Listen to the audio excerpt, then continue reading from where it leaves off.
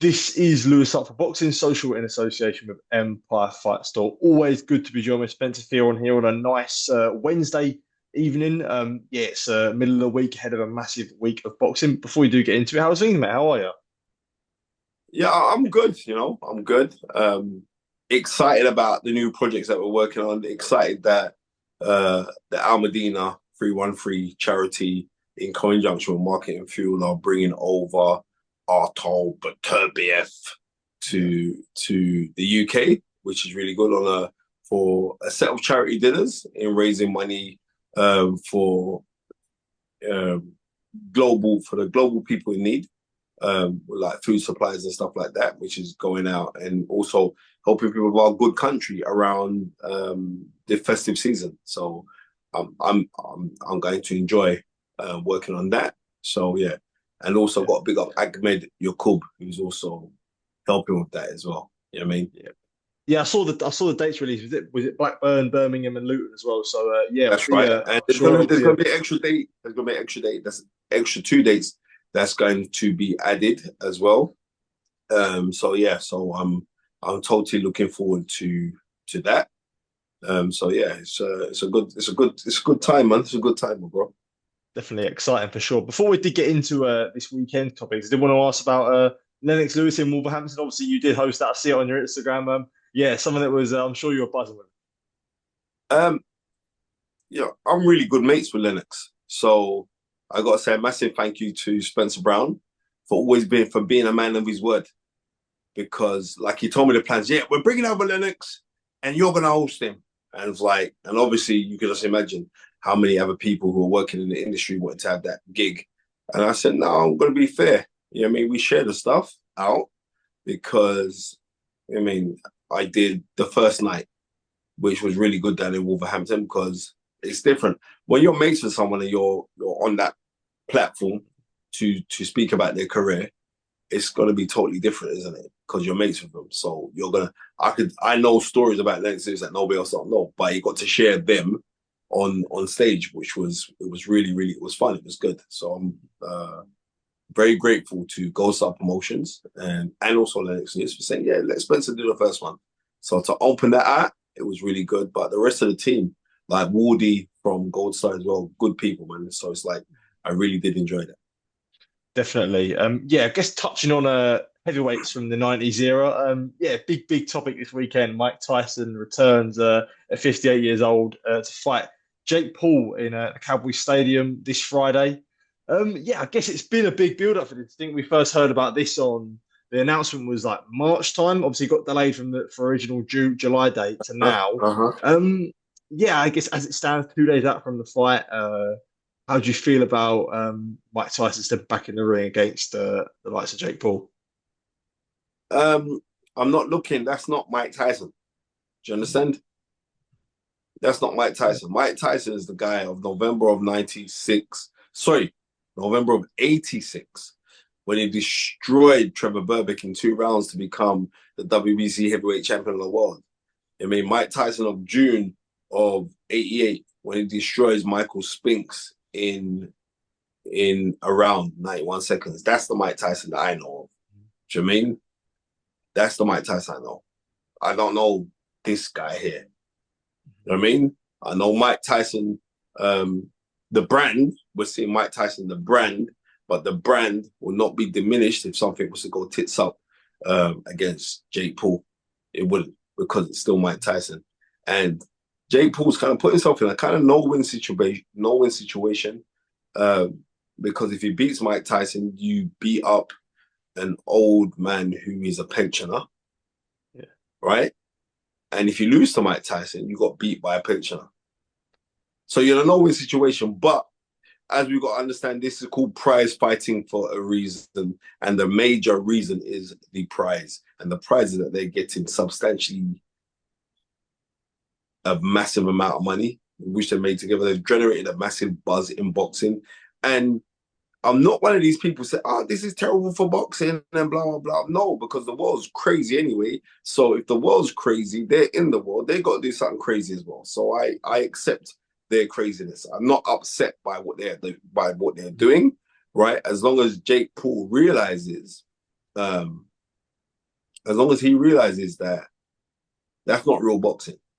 Do you know what I mean? But I credit you because you've made guys who I know really well, like Jay Leon Love is my friend, Sugar Shea Mosley, my friend. You made those guys earn good money because they're working up in your camp. So am I going to sit down and say, oh, no, this is really bad? No, because people are eating money.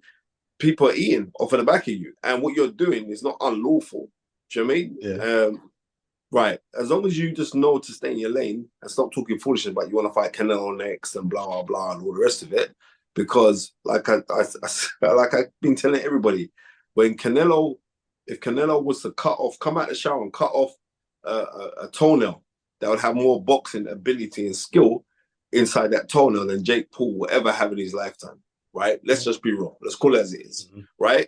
But what he has done, he's kind of got a niche in a market, and because of his popularity, he's blown this up. He's blown this up. And I think it's been well thought for, well planned out. You know what? I'll fight Mike Tyson. Yeah. You know? So I haven't got a problem with it because we know that is not real professional boxing. So therefore, that's fine. It's entertainment boxing. It's, do you know what I mean? Influencer boxing. But it's influencer boxing at the highest level. So it's cool. Yeah. For Jake Paul, though, from his point of view, let's say, like, as you said there, it's like a no-win situation. But let's say, no matter how it goes on Friday night, let's say he starts taking liberties and he knocks out Mike Tyson, like throws a kitchen sink at him.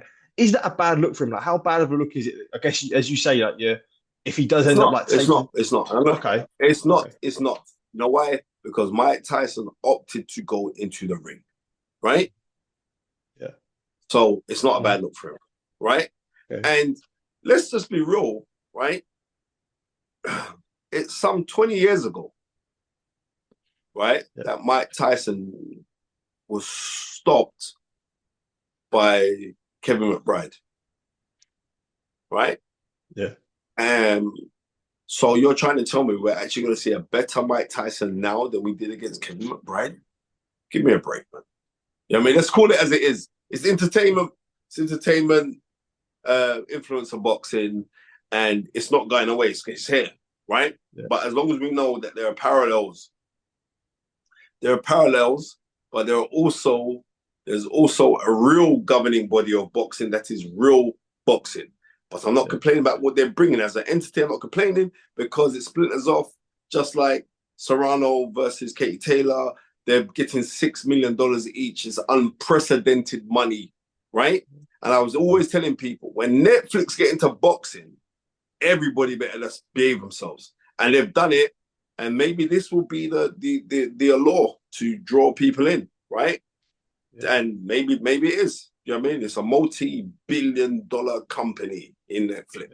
Yeah. And now they're throwing their hat into boxing and people are getting well paid. People who are real professionals are getting really paid really well off of the back of it. So how can I complain when I like to see the refuge of greatness when it comes to financial aiding of professional boxers? I cannot complain about it.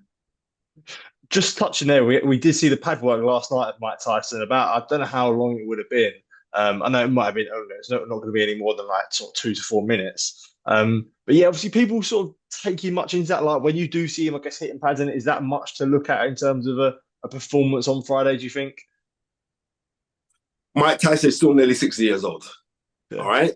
That's what I'm saying. And he did look old in there to me, right? Yeah. But that's because I've been sport. Because I used to be up, getting up early in the mornings to watch him fight when I was a kid. I'll be up. I remember clearly, what was that, February 25th, 1989, when the whole of Great Britain was watching with bated breath to see Frank Bruno challenge Iron Mike Tyson, and Tyson stops him. But before that, in the first round, Bruno hits him with a left hook that wobbles him, that hurts him. Do you know what I mean? So, it is, it is what it is. I remember that Mike Tyson. So that's what I remember. Yeah. As scary as it does sound, though, is it right to worry about like the health of Mike Tyson, like the long-term health for him in this? You know what? Yeah, I believe so. Because at the end of the day, I do think, right, because he's nearly 60 years old. So yeah, I do. Yeah, Absolutely. Yeah. Well, I did quickly, let's move on from the main event. I did want to ask you actually about you mentioned there about Netflix into boxing. Would you like? Do you think it's a realistic thing where they could maybe not? They're not. No, they may not sign a promotional deal with a promoter, but do you think we could consistently see them sort of dabble into big fights in boxing? I hope we do. I hope we do. Yeah. Right. And also I hope that they merge with Turkey Al Sheikh. That's what I hope that happens. Right. I've said it. Right. Because and I think that will kind of change the premise of boxing. Yeah. Right. Because it's already kind of being changed. And I think that we should actually, and it's soon going to come. We're going to get rid of promoters because there's no major promoter behind Mike Tyson and Jake Paul, right? Yeah. Right. No. So it's going to happen. We're good. I mean, it's going to happen. Yeah. I guess though, in a way, like, does it not need Does it not need? If that's the case, does it not need the promoters to build up the stars for them? For them then? It doesn't. Well, I think for that, but I'm saying like to get onto the top, just Yeah. like when HBO back in the day, when HBO used to do boxing, yeah, they aligned with all different promoters, but they were the real promoters of the thing, and they just used guys to circumvent and bring fighters to a certain level, so that but they will take them over, right? And I think that's what's going to happen here with if Netflix decide to stay into the game, which I hope that they do. I think that could happen. Yeah. Do you think in that question, do you think boxing needs more broadcasters, or is it an exception for Netflix because they are so massive? Not necessarily, because what happens is when we got more broadcasters, right? When we got more broadcasters, then you're going to get fragmented titles, right? Because you're going to think, well, this guy's not getting his shot at the world crown, so therefore let's invent another body so that you'll get certain world titles will be affiliated with certain TV networks, or certain TV networks will be affiliated with certain promoters who are affiliated to certain world titles. And that's what we've seen right throughout boxing, right? No, I can't keep up. I remember as a kid, I could go through the weight division. I could name you every single champion that there was right throughout. Back then, we was only going back. We were going light flyweight, but we weren't really classing light flyweight. So we went from flyweight all the way up to heavyweight. I could tell you every single champion, and titles were fragmented. We had three belts. Now I can't keep up. I'm going to be real. I can't keep up. And bottom line is, I don't really want to keep up. What I keep up to is talent. If I see something that's a precocious talent, then I'll keep up to it and say, well, I got to watch this guy. I got to keep my eye on this guy. Just like we saw Keyshawn Davis the other day, I have to keep my eye on him. I knew from age about him, but I've got to keep down because that guy, he's Millie. So I'm going to watch him. Do you get what I'm trying to say? Yeah, of course, yeah. Right. That's how it goes.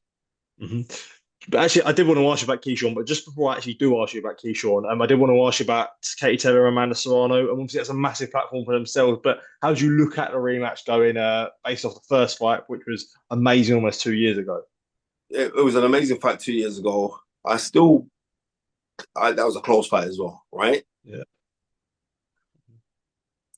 It's a difficult fight to call, but I still look for Katie Taylor to come out victorious on points, just. Okay. I mean, just. Yeah. Okay. Fair enough. Yeah, just before I do let you go, you mentioned Keyshawn there, and there was a good clip you posted on your Instagram of an interview with IFL, which I wanted to say about 3 years ago, of you sort of calling Keyshawn. I know he obviously had the Olympic silver medal then in that fight of Andy Cruz, but you called it there. Silver medal. Did he not have the silver medal? Okay, he had 2 professional pro fights. Then he went back into the amateurs. Lost to Cruz but he'll destroy Cruz now as a professional fighter. Yeah. I want you to realize that, right? Yeah. And in my eyes, right? So yeah, I remember calling that then. I always nice kid, very. We got a decent relationship. We speak regularly, so he's he's very open as well.